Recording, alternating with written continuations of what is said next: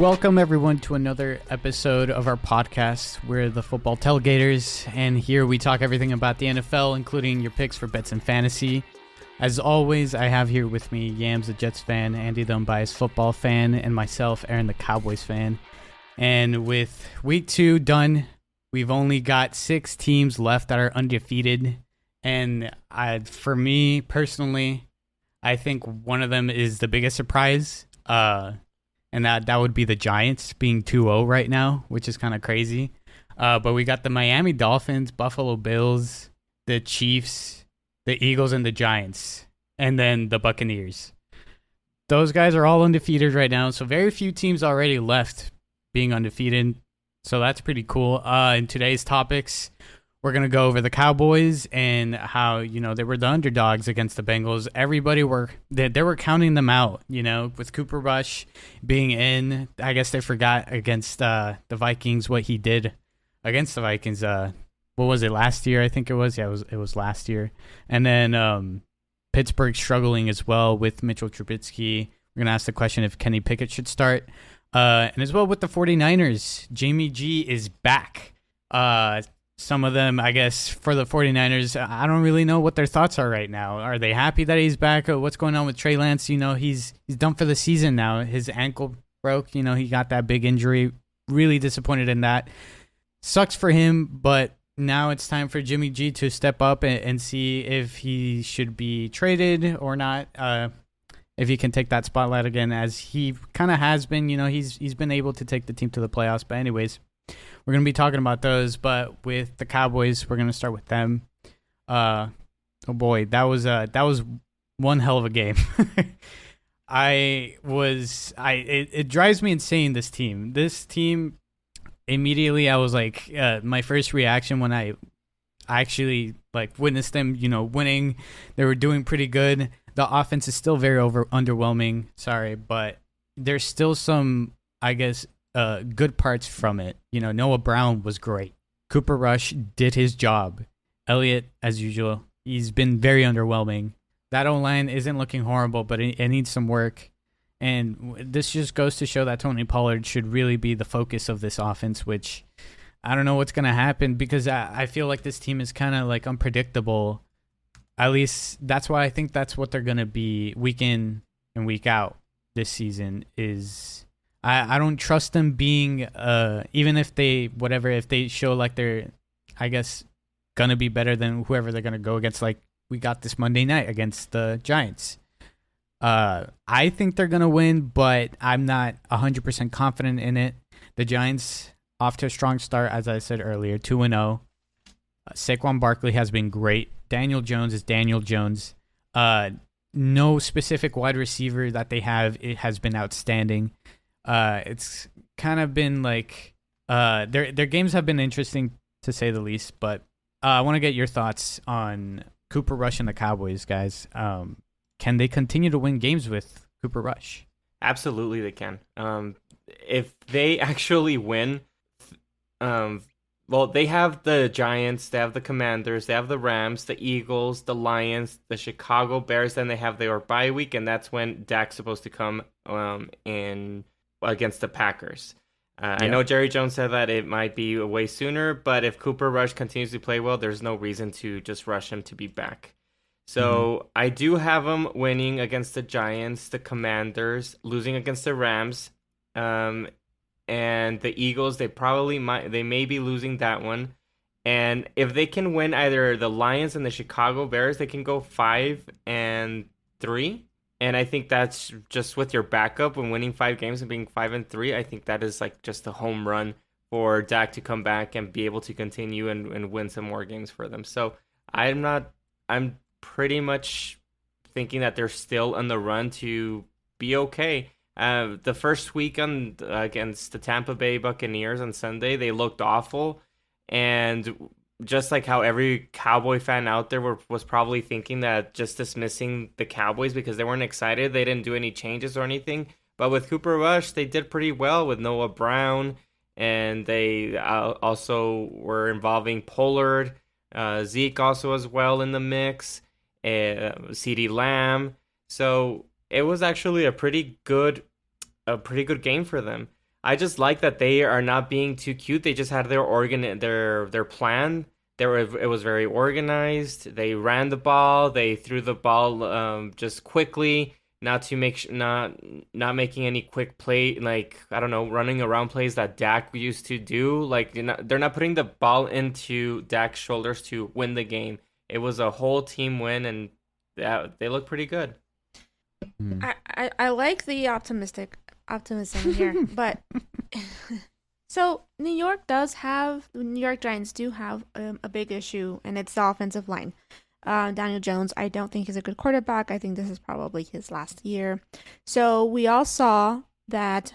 I can't say all of the defense of the Cowboys is, let's just call him Micah Parsons. So we have Micah Parsons, who is great, and he is the reason why that the Cowboys are still in the games. And I think that with the two quarterbacks they faced, which is Joe Burrow, and I know his offensive line, I guess it went through some remodeling, but it's not standing well as they thought. So he was the reason why Micah Parsons is the reason why the Cowboys are still in it. So in the first 2 weeks, the 2 weeks that he has played, it's the reason why the Cowboys have won, in my opinion. Well, they won against Cincinnati and lost against Tampa, but he was the reason I'm why. sorry, yes, won against. Yeah, he continued. The Cowboys were continued in the game against Tampa. Against Tampa, exactly. Right. But being that this is the Giants and it is the Cowboys and it's a rivalry between the two, and it's a Monday night, anything can happen. I do think it's going to be a low-scoring game. I believe that Dallas will continue. The defense will continue to help and keep Dallas in the game, and I do think they'll come out with a win. They're considered underdogs in this one, 2.5. That's not a lot. Spread. The Cowboys? Mm-hmm. Yeah, and it's going to be a close game, I think, for sure, without a doubt. And I think it's going to be a low-scoring one because both offenses are very underwhelming overall, and they've both got their O-line issues. So I think here is it may come down to the better defense and obviously the quarterback here. Here's what makes me nervous, though. So the Cowboys, I think that they have better, players, but the Giants has a better coach. And that's how it's balancing out, because the Giants, they're 2-0, and it seems like the coach is just doing a really good job with Daniel Jones. And, in the end, like, what do you guys think about who's a better quarterback, Daniel Jones or Cooper Rush? Daniel Jones. I don't think we've seen enough of Cooper Rush to really determine that, because we've seen a lot from Daniel Jones, and he can be pretty inconsistent. For me, so I don't think it's a fair comparison. For me, since I haven't seen much of Cooper Rush, the easy answer for me would be Daniel Jones. If you had to choose, yeah. If I had to choose, it's Daniel Jones. So only because we haven't seen enough from Cooper Rush. But I don't think you want to see a lot from Cooper Rush. You want your quarterback back. So no, I do want to. Yeah, of course. Yeah, he's your backup. You want to know if he's competent enough to actually be your backup. Why are you going to have him there if he can't win you games? Yeah, everybody's on that roster to win you games. It's the whole point of a backup, right? Yeah. No, he's definitely capable, and he showed it last game. So he showed it because that the team, obviously, the Bengals is not the same team that we yes, but they're not garbage, right? They're not. We horrible. don't know that. It's still week 2. They've got the talent. I mean, they've only upgraded their O-line, right? And they haven't really lost any players, from my understanding. Any significant players, except the tight end, right? Except the tight end, you're right. So they're kind of basically the same roster, right? It's just they're off to a rocky start. They gotta really fix these things that they have. And I've always said this, it's like a different coach. It's a different scheme. I know Daniel Jones is still there, but how does a rival still exist between two teams, even though like the system has changed so much, but it still remains a competitive game? So and again, I think the Cowboys can come out and win this. I know they're the underdogs. I just think the defense it's the one that's going to come out with the win here, because if you think about the last two teams that the Giants played, they played the Panthers, where I think Matt Rule is on the hot seat. I think Panthers is eventually going to be garbage. Well, like you say, it's week 2. It's week 2. And then they also played against Tennessee Titans in the first one. And they also, they've lost AJ Brown?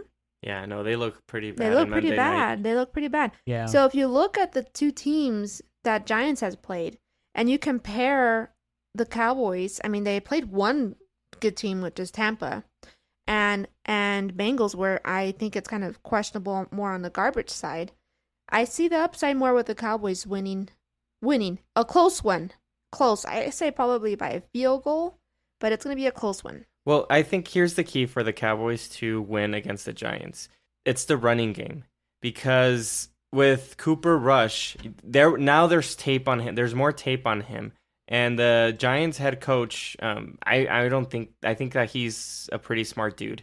So I think it's going to just make him a little bit trouble for like Cooper Rush to do things when throwing the ball. So if the Cowboys can do a good job running the ball, they can actually control the game, especially with that defense. And like you were saying with Micah Parsons, doing his thing against Daniel Jones, and also stopping Saquon Barkley, because that's another key factor there. That's a big one. So that's the keys for me for Cowboys to be able to pull this game off. Mm-hmm. Actually, it's to force Daniel Jones to throw down the field, and that's where his mistakes come. Yeah, exactly. Yeah. Exactly. So you said it yourself, but I'm sure that with Daniel Jones, they're going to put him to throw the ball pretty quickly, either to Shepard or to... I don't even know who's on that. I think Galladay. Well, I think Galladay is Tony. Yeah, Tony. I wouldn't say Galladay. Kenny Galladay. Yeah, no, he hasn't been doing really well there. And then Sterling Shepard. I would say like Sterling I'm back Shepard in is their number 2009 one. Shepard Sterling still there? I feel like I'm back in 2009. This is weird. 2009. That's been a long time. Well, he's been on that team forever.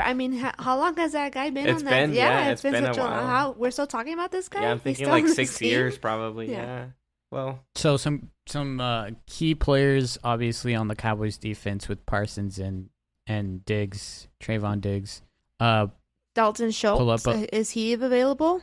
I think he's questionable right now. He may miss time, right? Yeah, the tight end. Yeah. But something about the Cowboys is that not only Micah Parsons was showing up against Cincinnati, and you might have a good point with the offensive line with Cincinnati, and that they're just having a lot of trouble with that offensive line because they were pressuring Burrow constantly. Mm-hmm. Like he couldn't do much. He was throwing the ball away.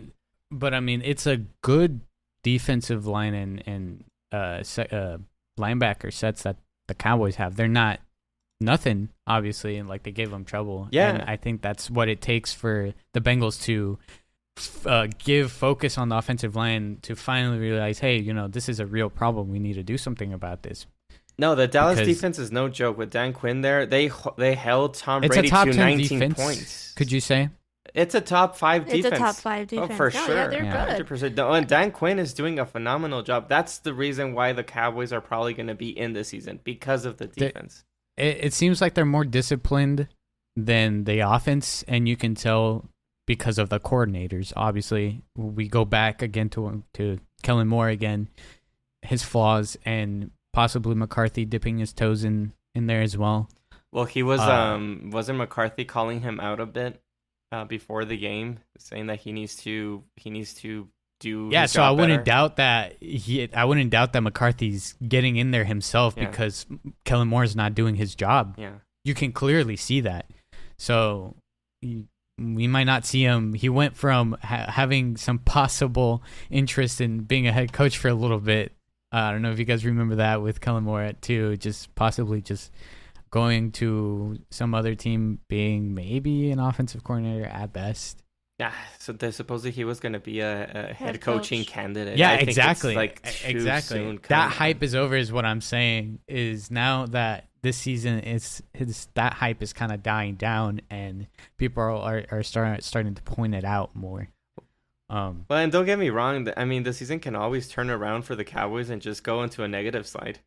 Like honestly, like they maybe had like a really good game against the Bengals, but against the Giants, maybe the Giants are going to be showing like That's what what I'm made saying. of. They're So, unpredictable. yeah. They're unpredictable, and I don't like that. They make me nervous. They're not a lock for every single game that they should win. Like they should win against the Giants because they have the better roster, but it's not a lock, Right. and that's why the Giants are favorites. Anyways, Micah Parsons was great. Trayvon Diggs was great. It's to some stats you can point out. Now, I don't like it because every time it's like right before a game and Trayvon Diggs is going to be matched up against, Justin Jefferson or Jamar Chase, everybody's like, oh, he's going to get smoked because, he's known as that big gamble of like the 50-50. He bites a lot and he takes a lot of risks. And he gets a lot of that trash talk, and they say, oh, he's trash, he's overrated, blah, blah, blah. And then he goes out and performs. He, in coverage with Jamar Chase, 2 catches allowed, 14 yards only. And now they're overhyping him. The Cowboys fans are like, oh, he's the like top 3 corner in the league, blah, blah, blah, and whatever. I don't like it when they do that because I think he is a very competent cornerback. Obviously, he has a lot of great talent, but he is that like big risk, big reward type of guy. Yeah, well, didn't he close the game in the end, making that tackle? Exactly. Yeah. He's getting better at knowing when he should jump on those big opportunities, and he's doing a great job. Like he got that big stop against what's his name? Chase? Tyler Boyd, I think it was, no, it wasn't Chase. Remember? It was like 3rd and something, and then they threw it to the flat. You don't remember? It was exactly. He shot out a cannon. They were just talking about that, and it was a big deal. Yeah. Really? It was Tyler Boyd. I'm almost certain. But that's what gave the Cowboys basically the win. It was him. He shut it down.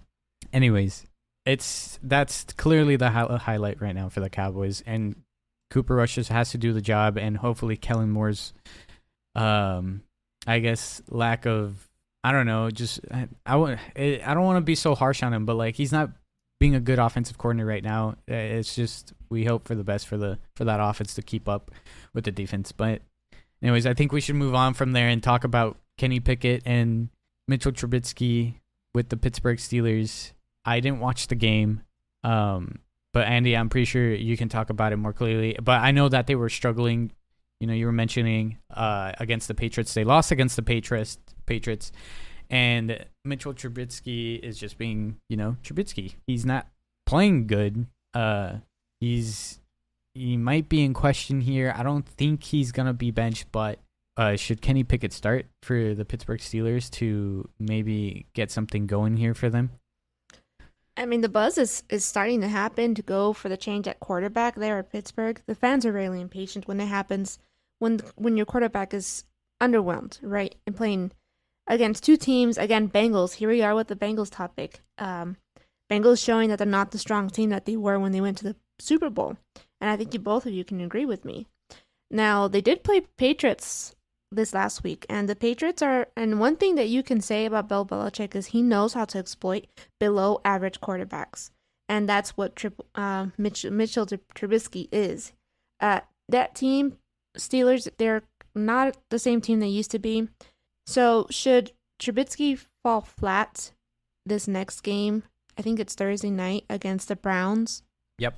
I think they will start Kenny Pickett against the Jets, which doesn't make me happy because that's like a wild card thrown to the Jets. So I do think that if he does not perform well against the Browns, that they will start calling for his head.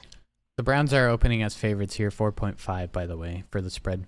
Their favorite by 4.5. Yeah, which we'll get to the bets because I kind of like that one. Well, I agree with you, Yams. They did play Mitch Trubisky against the Patriots, or whatever you want to call it, Mac Jones against Mitch Trubisky, whatever. They both had horrible games, both the Patriots and the Steelers. Right. But the Steelers, I believe they do have some okay weapons, honestly. I mean, they have Najee Harris, which for me, in my opinion, he's like in the borderline of that top 5 running back. Deontay Johnson, he's a playmaker. Chase Claypool as well. Then they have a rising star with George Pickens. I'm excited to see him. Probably later in the season, he's going to break out more for those fantasy people that have him. Just stash him away in your bench. And they also have a good tight end with Pat Fairmouth. I'm sorry if I'm saying the name incorrectly, but I see the problem with the Steelers is that their O-line is just not good at all.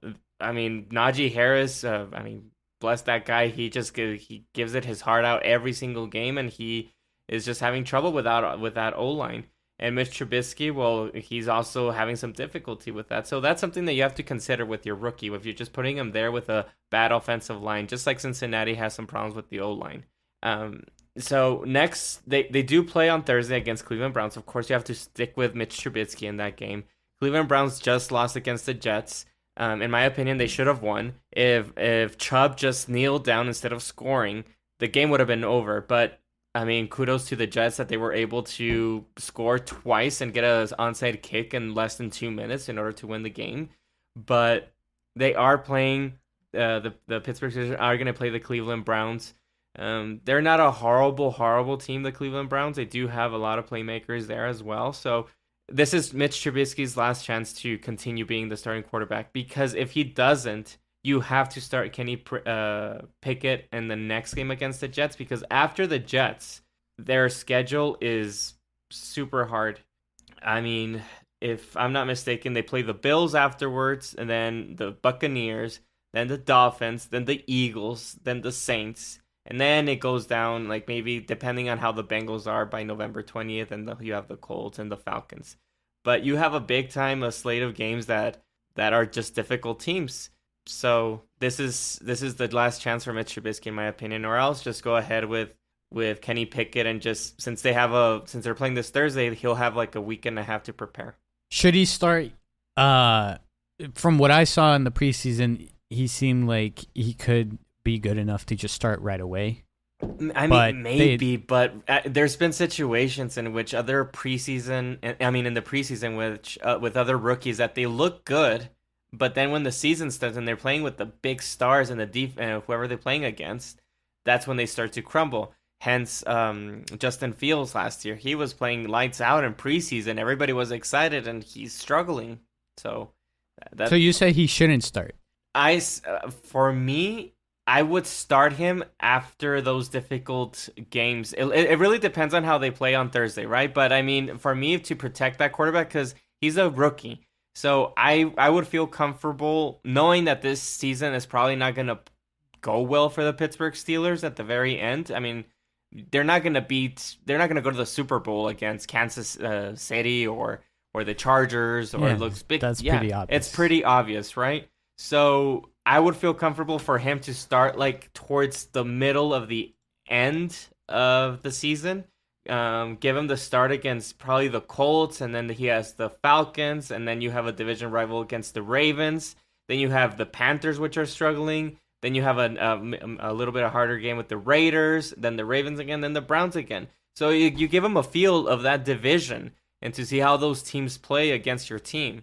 So I would protect that quarterback, the rookie quarterback, and just put him in the end of the season. I don't think There's no rush. There is no rush to throw him in there, especially with that kind of O-line that they have. A good example is Joe Burrow. They just kind of threw him in there with a bad O-line, and look, he got injured, and he was gone for the whole season. You need to protect your young talent, your face of the franchise, QB.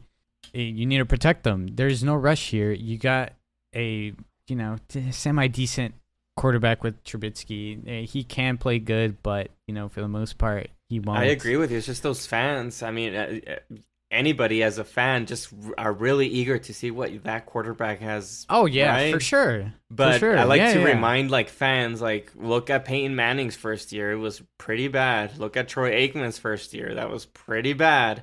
So I'm just saying, I agree with Aaron. You got to nurture your franchise QB and make sure he's going to be fine. There's no rush. You'll be fine. First get that O-line fixed, and then we could talk about starting him, right? Right. I agree. There's no rush, and I don't think he will. It seems like Mike Tomlin's thinking the same way. There is no rush. You'll be fine. Trubisky all the way this season, and then we'll figure it out in this offseason. What's going to happen, Where they end up, they'll end up. There's no problem. AFC's a highly competitive conference right now. There is no rush. Take your time. You're on the bottom side. If you do force it, you're gonna be barely a wild card at best. That's basically it. I mean, it sucks, yeah, but you gotta be patient with your team. They've had plenty of successful years. Give it some time now. You don't want them struggling. What about on the NFC side though?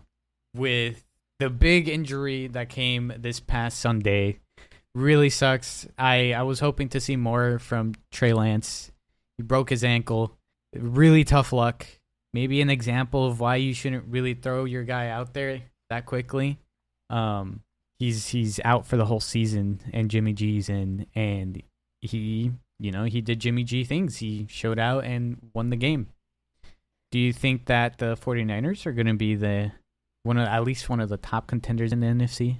Keeping Garoppolo on the roster all of a sudden doesn't seem like a foolish move after all, huh? Yep, they got lucky. So if they ever got close to trading him, if there was any kind of like degree to how close they were, they got lucky either way. I don't know if they got close to trading him. I don't think anybody wanted Garoppolo. I mean, at least no. Yeah. From what we know, how if you're a team, just answer me this. Your starting quarterback goes down where you have this upside in, for example, Trey Lance, who, by the way, is in one of my leagues, a quarterback, which I got 2 points and he went down. He was supposed to be a sleeper this season. Yeah. I had him on my list too. I wanted to get him. So, but how many teams can you say that? I don't know about you guys. I didn't consider San Francisco a Super Bowl contender team with Trey Lance.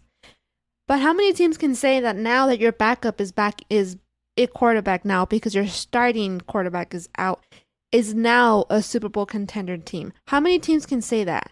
No, not much. Yeah, not that I can think of right now. If any. Joe right? Flacco. Isn't that nuts? So San Francisco now is considered. What'd you say, Flacco? Flacco. Oh gosh. The Super Bowl winning Joe Flacco. Right? Broadway Am I Joe crazy? Flacco. No? All right. San Francisco now is a Super Bowl contender team, in my opinion, after losing their starting quarterback and now Jimmy Garoppolo. Not every team can overcome such a loss and still, or not still, but be a Super Bowl contender team. So all of a sudden, they're in the discussions. They're in the discussions like, hey, then maybe they can get there again. Like last year, they were almost there with Jimmy. If they just fix whatever they need to fix, whatever Jimmy can overcome, they can get there. Well, they've done it before. They have gone to the Super Bowl with Jimmy Garoppolo. Exactly. So it's just crazy to me. And I think after Trey Lance going down, him hanging out at the strip club or at some house, throwing money, making it rain, should I say? I just don't think it's a good look. I don't think it's a good look on the kid. It's just not a good look. He was just blowing his money. He should be studying the book. He doesn't have the good people around him to tell him like, hey, you're not in the best situation. I know that they did a lot for the 49ers to get you in the draft. So they should have really stuck to him so he can actually show this year to everybody how good he is if he has that talent. See, I'm maybe he's not the same mindset as myself, but if I know the team drafted me at the 3rd pick and they give away picks for me, and I'm being seen making it rain, I'd be really embarrassed. I'm not saying you can have simply fun. Don't care. You can have fun, right?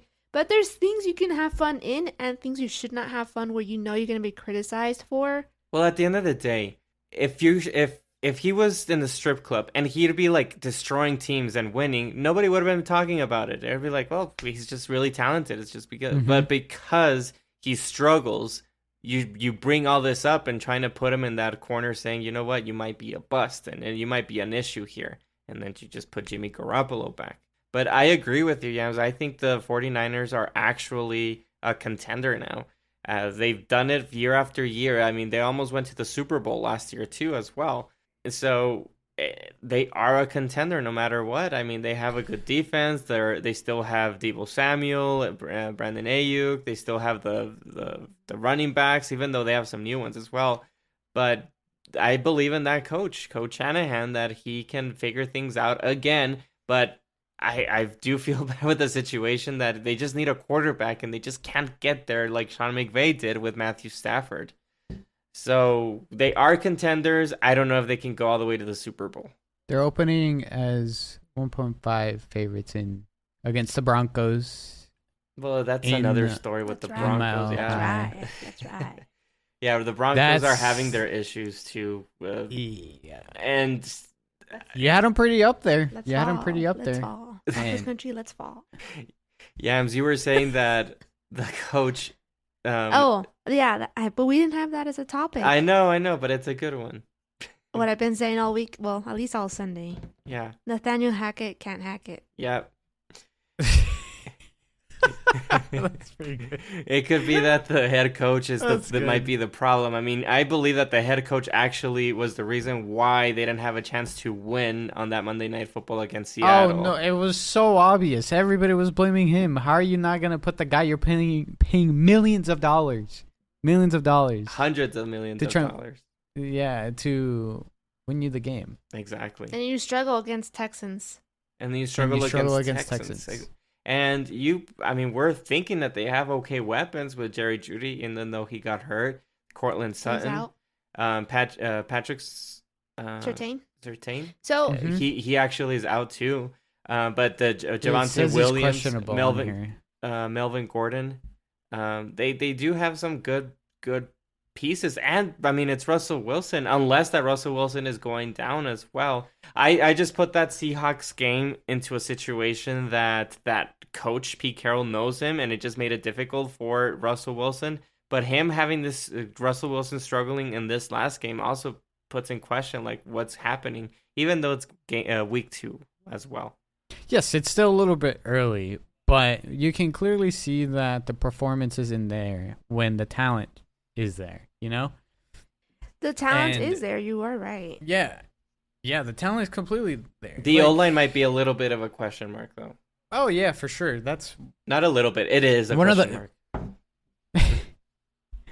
It's one of the weaknesses that they have, but it's Russell Wilson. He should find a way. It's not like he always had the perfect O-line in Seattle.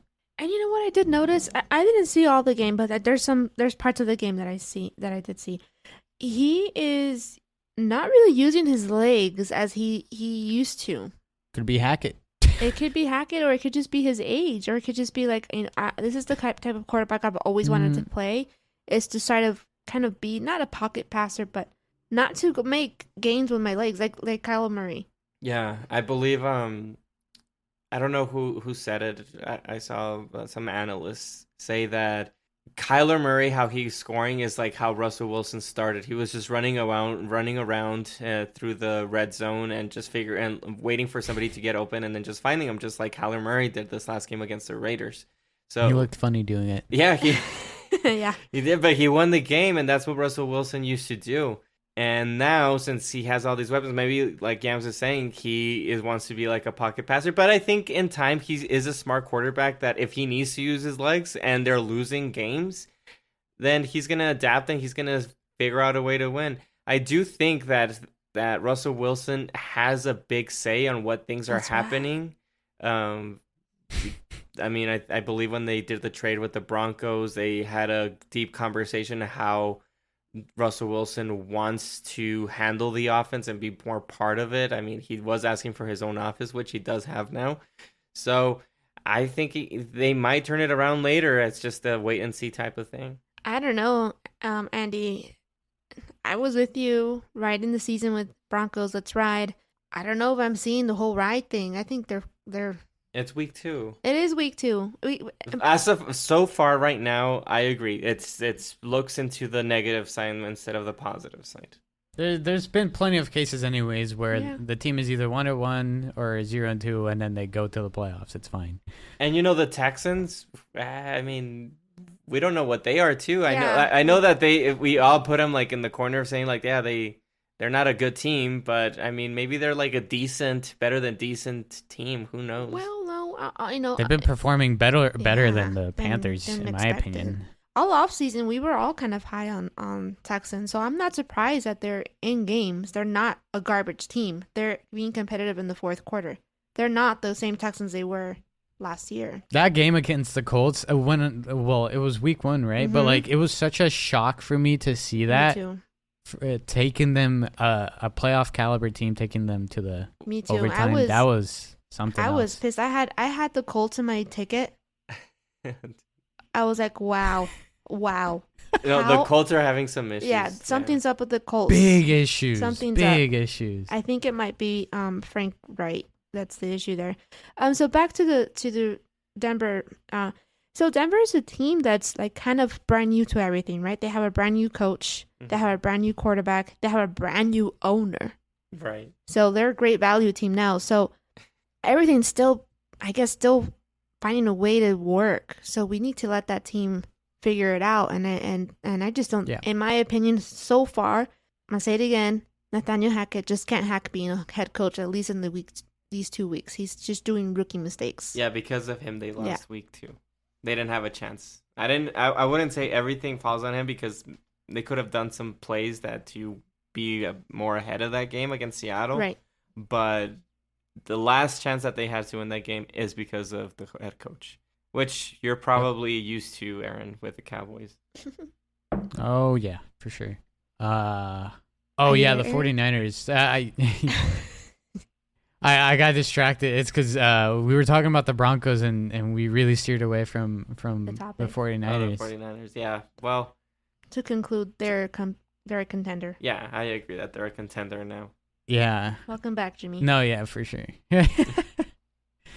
So, before we end it, really quick, just some quick thoughts on anything you guys want to say about the week 2. And like, I was surprised the Jacksonville Jaguars shut out the Colts. That was a big surprise for me. That is a surprise, but I've been telling Yams that I'm before the season started that I'm really excited of how the Jaguars are going to play out with Trevor Lawrence. It was a really good quarterback from college, yes. And Doug Peterson coming a Super Bowl winning head coach, and how he's going to develop this team.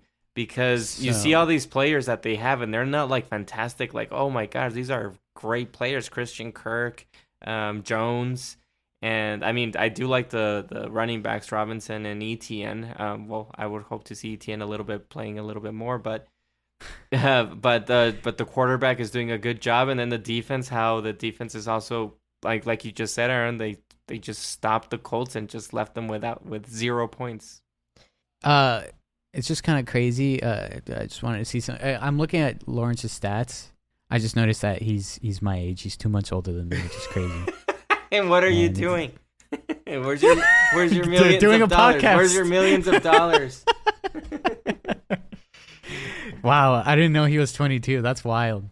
He's 5th in QBR, so he's doing pretty good right now. He's got 3 touchdowns, 1 interception. He's 14th in total yardage.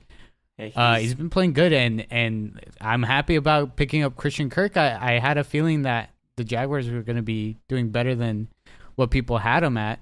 So I'm happy about that. I'm not complaining about anything. Good for them. I shouldn't say anything. He's 11 years younger than me, so. Oh, God. First game, they had a 28-22 against the Commanders. They lost that one, and then they shut out the Colts week 2, which is crazy. He had a really good game. The Dolphins. The Dolphins, crazy. Tua, how many touchdowns? 4. Too many to count. 6. 6? Yes, he had 6. 4 in the last quarter. Oh, in the last quarter. Yeah, okay. and to make them win. But total was 6. Yeah. Yeah. I think they're pretty serious now. I think I would. I don't know about that. Well, I mean, I think so. I think from what people were talking about them, we even talked about in this podcast, they were just trashing Tua. Oh, he can't even like. I was trashing Tua. I was trashing Tua, trying to like prove it to me this season, and he's made some big time throws. I have him in my fantasy as my quarterback, so even though I'm trashing on him, I'm like rooting for him. So Jalen Waddle balling out, Tyreek Hill balling out, and Tua's balling out. defense is pretty good. Why would Tua say that he can't see because of the offensive linemen are bigger than him? So if he can't see the wide receiver, like, I'm not gonna throw it to you. Like, I don't think that's something you should say. And he's not that short either. He's high, he's taller than 6 feet. I mean, he's taller than Drew Brees and Russell Wilson. So those are the things that you're not supposed to say. He just finally has the roster, and he's good enough to take them to win games, win very competitive games. See. Like, we'll see with Baltimore. I mean, they're not garbage, and they lost. And the coach might be decent. The coach might be the reason why they were in it. I'm not saying that Tua is not also part of the reason. The surrounding cast is why they're doing so good. It is. Well, I don't think anyone's saying, oh, because of Tua, they're doing so good. Nobody's saying that. I think it's just look at that team as a whole. Like, they're doing pretty good. And I think Tua has a lot of thank yous to say. He's been given one heck of a team. Besides that, what other games stuck out for you guys? Well, not really. Well, all the games that were they were down in the fourth quarter and win it. You know, the Jets, Arizona, Miami. I mean, those 3 games were exciting. Now, the team that's kind of like pretty impressive to me is the Eagles. I'm seeing and I'm like, damn, these guys are good. Yeah, they look pretty good. And then they're scary. I trashed Jalen Hurts the entire offseason, and I feel like I'm gonna have to eat my words on Jalen Hurts. It's so early. Great fantasy pickup. Yeah, great fantasy pickup. Sure. Yeah, still early, but he's really proving me wrong. Jalen Hurts. I think a lot of it has to do also with Kirk Cousins just being Kirk Cousins and having that prime time. Yeah, shrinking in prime time. Yeah, awful performance. Yeah. Like a lot of the throws were just so stupid. Well, just keep throwing throwing it to Slay Jr. Is that his name? To Slay. Yeah, Darius Slay. Darius Slay Jr. I think. He was just giving those throws to him. Like, well, he was trying to force them to Jefferson. He was forcing a lot to Jefferson. It feels like he was panicking. He didn't have nothing in the running game. Dalvin Cook was non-existent, and heck, dude, Justin Jefferson's down there somewhere. That's basically that meme. That's who he was right now or yesterday. It was horrible performance, very embarrassing. But I don't think it's like. It doesn't mean like he's horrible. It's just it's Kirk Cousins, and that's what he does. It's like he's trying to accomplish I have to. Like, okay, it intercepted once. Okay, twice. He almost got you. Third. Oh, I almost got you again. Let me just keep trying. Jefferson was very upset. Very upset. Well, it's because the balls weren't even like thrown. They were so bad. Really bad. Like, what was the last one? I think it was the last interception he did. It was just given to him, something like that. One of the last two. It was just. Why would you ever do that? He threw one where he was like backpedaling. It's just so bad. It was horrible. It was so embarrassing.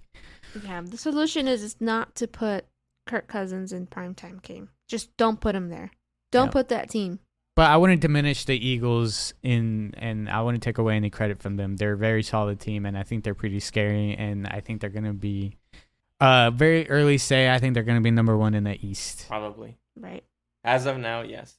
And they look, as of now. Yeah, they do look better than all those teams, the Cowboys, the Giants, and the Commanders. They just look more of a complete team. Yep. Yeah, I think that was it for me. I don't have any other games that really stuck out. Oh, the Falcons, real quick. I think the Falcons have been having some very interesting games. For how like why aren't they using lackluster? Why aren't they using Kyle Pitts? Honestly. Yeah, right, but. Look at the last 2 games. Like this past game, they lost by what was it, like 4-3? It was 31-27. It was such a close game against the Rams. Yeah, they caught up at the end. Well, it was a return kick, or no? Was it a? It was a blocked field goal. It was a blocked field goal or a blocked punt, and then they returned it for a touchdown. So it got them back in the game. Yeah, crazy games this week. Yeah, and then they lost week 1 against the. Saints by 1 point. By 1 point. And right now, I think their next matchup is where is it at? Real quick. Their next matchup. The Seattle, And I think they're opening as underdogs, which I think, next episode we're gonna talk about some stuff for lock picks and stuff like that. But I think the Falcons are pretty interesting team to watch out for. I think, and I say just they're not garbage. Well, they need to figure out a way to get the ball to Kyle. But Pitts. they need, with all the issues that they have. Kyle Pitts. No. They got him last year on the 4th overall pick, and you're not even using him. Yeah. What's up with that? Yes, I'm a little biased because I have him in all my fantasy leagues almost. That's why you're really mad. But I mean, come on, like, what are you doing?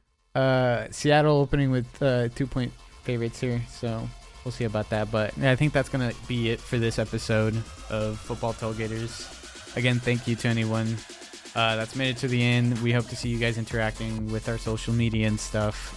Football Tailgaters on YouTube, Instagram, and TikTok. But yeah, thank you guys for listening, and we'll see you guys in the next episode. Thank you. Laters.